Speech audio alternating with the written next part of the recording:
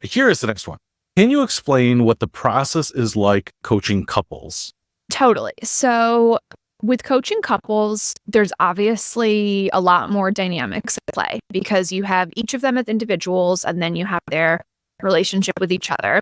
And there's more often than not one person who is the financial manager of the household and who takes more kind of ownership over it. And then one person very often who feels like they don't know what they're doing, they're not good with money, that they just let the other one handle it. And so this can often create imbalance in the dynamic. And it's really important as the coach that you not only speak to the person who is the household, quote, financial expert, but that you're also speaking to the person who considers themselves to be maybe the one that's bad with money, and make sure you are bringing them both along at the same time and that you're honoring both people's separate feelings and priorities and kind of experience and also what they're choosing to prioritize as a couple. I find it to be very useful to occasionally have one-on-one meetings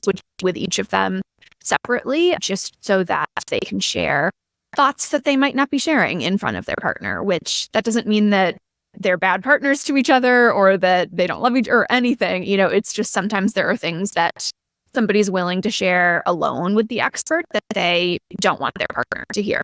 And then another really important thing I look to, this is, very minor in the whole scheme of things, but I think it's very important, is to make sure you're paying attention to who is in charge of or takes on the responsibility of all of the kind of household shopping and expenses and household management. Because oftentimes the person who does not do this, their first answer, I'm describing this poorly, but when we're looking at the budget and when we're looking at what each person spends, there's usually one person who's doing the Costco runs, who's doing the daycare sign up, who's buying the Christmas presents for everybody, whatever. And then there's often one person who's less involved in that day-to-day management. And when we're looking only at what the two people's transactions are without taking into account which one of them is responsible for purchasing everything that operates the household, it can look imbalanced. It can look like, oh,